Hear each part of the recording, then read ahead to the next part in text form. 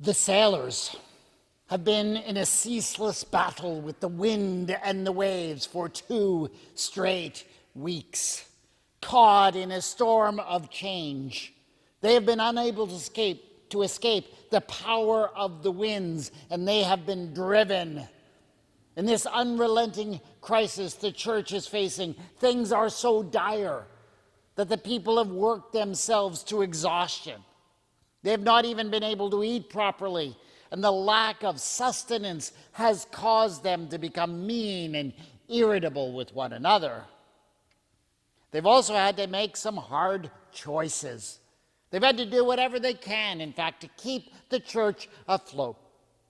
They've already sacrificed the tackle and the gear that are supposed to give to the ship purpose and direction. They've had to throw everything overboard, sacrificing even the grain just to gain a little bit of buoyancy so that the ship can stay up a little bit longer. And after 14 days of this, they are feeling discouraged and fearful. The survival of the boat is in question, and they're about ready to give up. That is where we find ourselves in our reading this morning from the book of Acts. And I can hear you saying it. Oh, okay, Scott, we get it.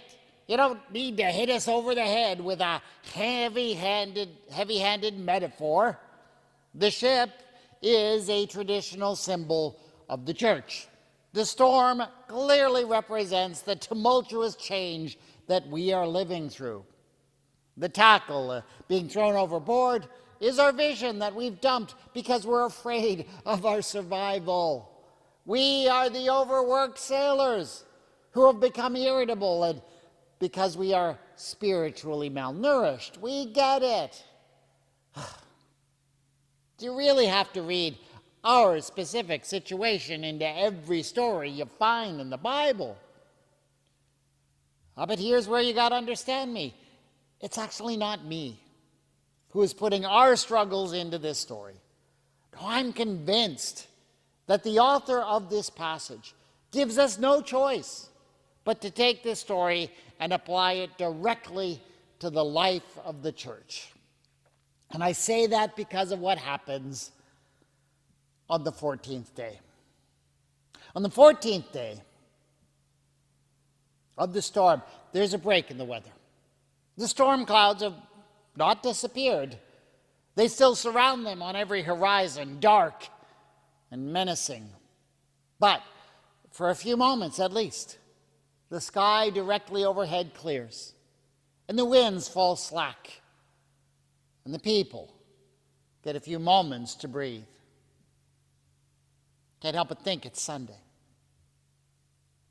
And it makes me wonder whether they might have actually been caught in a hurricane and they have just now come into the eye of the storm, which may seem like a place of safety. But of course, any experienced sailor knows that it is not.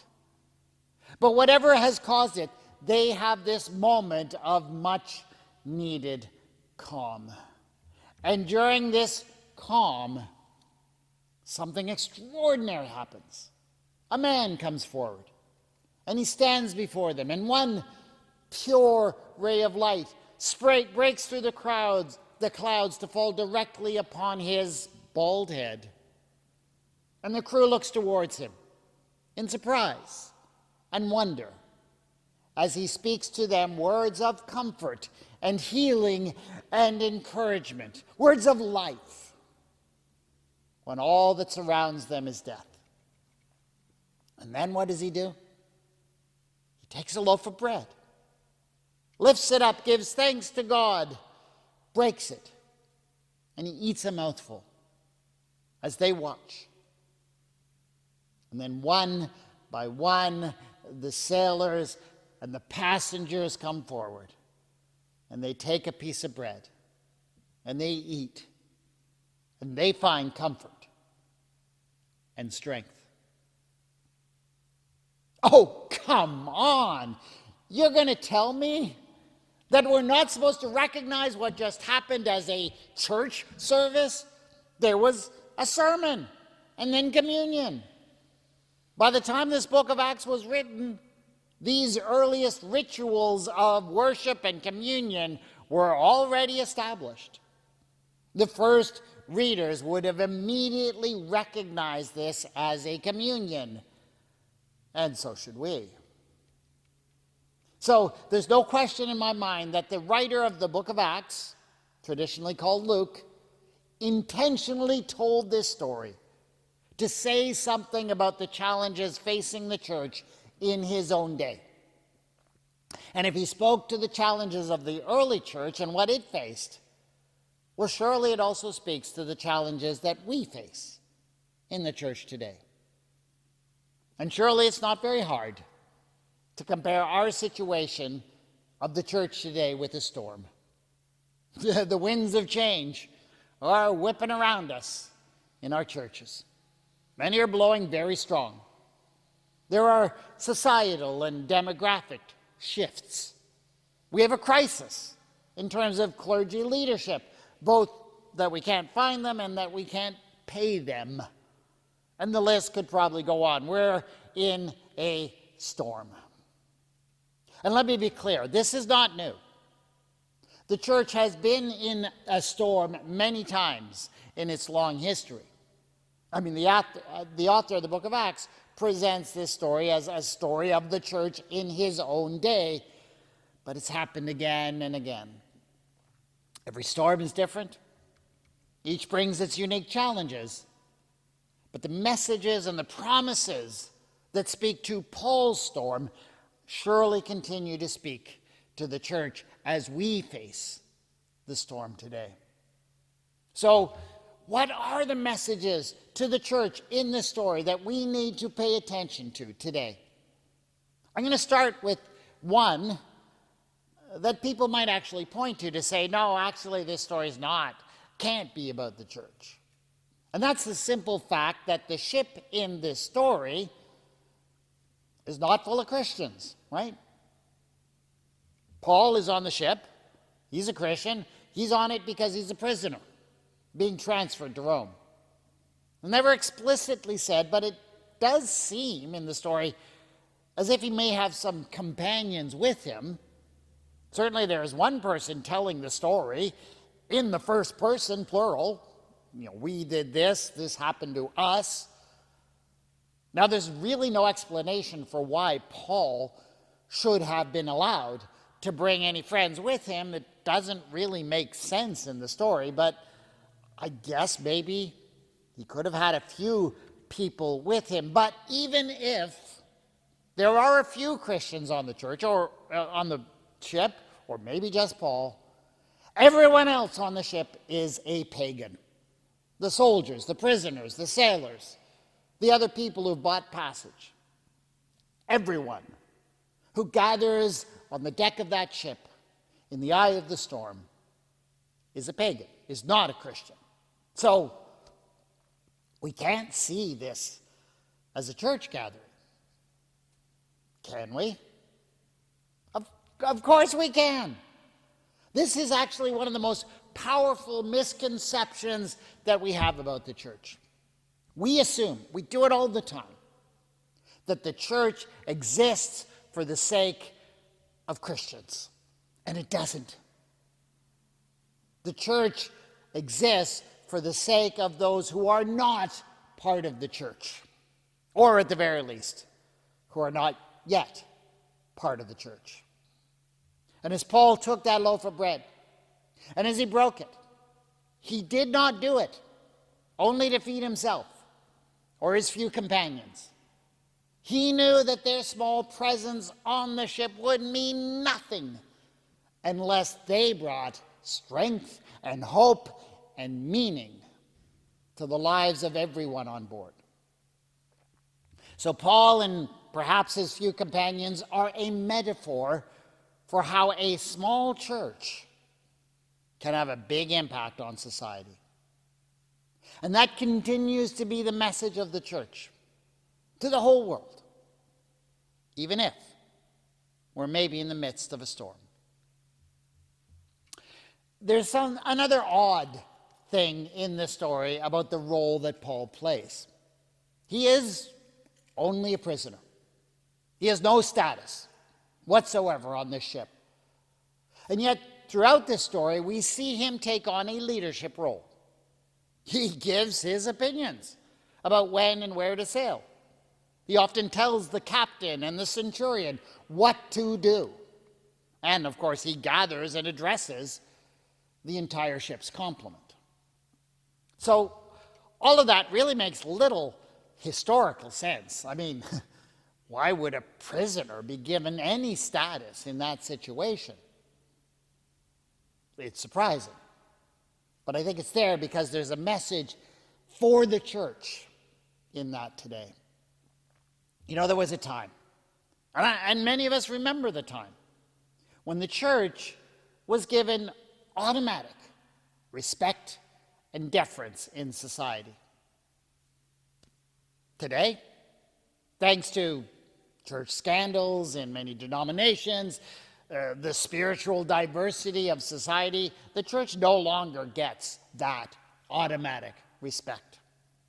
And we maybe often conclude because of that we are therefore now irrelevant and we can have no impact on society. But I'll tell you something, Paul's importance on that ship, despite the fact that he has no status, no position, is a message for the church today. If we, like Paul, will dare to stand up and speak words of hope and purpose into situations where people are lost and despairing, we will earn that relevance. We will earn that voice. That is no longer given to us automatically. During the storm, there is this odd incident where Paul particularly steps up in leadership. It says this: the sailors tried to escape from the ship and had lowered the boat into the sea on the pretext of putting out anchors from the bow. Now, many readers have noticed that really doesn't make any sense, right? I mean, the sailors are not acting rationally here. If the bigger ship is in danger of sinking or capsizing in the storm, well, there's absolutely no way that even the most experienced sailor is going to survive in a rowboat. This is foolish. No sense that the sailors would have done that. But here's the thing. This is exactly the kind of nonsensical thinking we fall into so easily in the church. As soon as the waters get rough, what do? We start thinking only about our own little lifeboat. We huddle together, concentrate on bailing. We even sometimes make the ridiculous assumption that if we just let the other lifeboats go down, ours will somehow become more buoyant.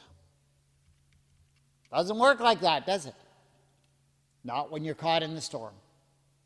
And so Paul insists, unless these men stay in the ship, you cannot be saved.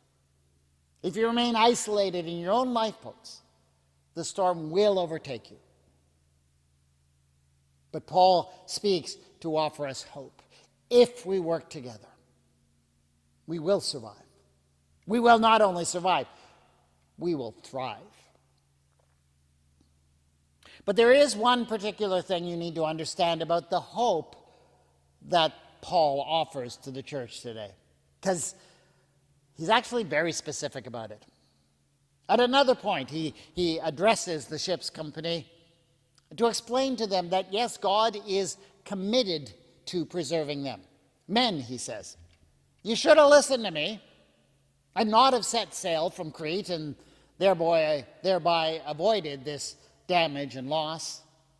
Yeah, he actually got up and said it. I hate to say I told you so, but I told you so. And you know, we usually say that, things like that, to make ourselves feel good, to put other people down. But here Paul is saying it actually for a different reason, because he's actually about to give them good and hopeful news. I urge you now to keep up your courage, he says, for there will be no loss of life among you. But he also wants them to understand that the salvation is not because they've done everything right. In fact, they've made the wrong decision again and again, but Paul is telling them that God will save them anyway. And God will save us.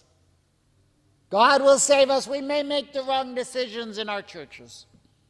We may foolishly act in self-centered and self-serving ways. We may let pride and fear guide us rather than trust and faith. But God is faithful. God is committed to you, and to you, and to you. As believers, God will not fail. God is committed to us as the church, as the body of Christ. God will save you. And not just in the next life, in this one too. But, and yes, Paul adds a but. There will be no loss of life among you, he says, but only of the ship. And I'll leave it to you to reflect on what the ship represents in our present context. As the story continues, what Paul predicts here certainly comes true. Various parts of the ship, the tackle and the ropes, the lifeboats, the cargo of grain, all gets jettisoned one by one over the side of the ship. And then the ship itself is broken apart as it comes aground in Malta. So I guess the question is, what are we going to have to jettison in this present storm? What traditions? What independence? How many, we've always done it this way, are going to have to go over the side of the rail? I don't know. But we need to remain open to all of that. And what will happen to some, or maybe all of our physical structures? Will they be broken apart on the reefs of the island of Malta? I cannot say. All that may come may indeed be traumatic, but do not doubt. Do not doubt for 1 minute of God's promises to you, both you individually and to you as the church, the gathered people of God. If you trust in the midst of the storm, not one of you will perish. Once the pagans on that ship had eaten that broken bread with Paul, they found courage. They found hope to do what needed to be done. After they had satisfied their hunger, they lightened the ship by throwing the wheat into the sea. I was thinking, I want to invite you now. I found a little bit of a bread down in the hold of the ship. So I was thinking, the storm has been raging. You've been in suspense. And maybe lacking in spiritual nourishment. But it's time now. I urge you now. Take some food. For you will need it to survive. For this is the promise. Not one of you will lose a hair of your heads. Thanks be to God, who will always provide us what we need, even in the storm.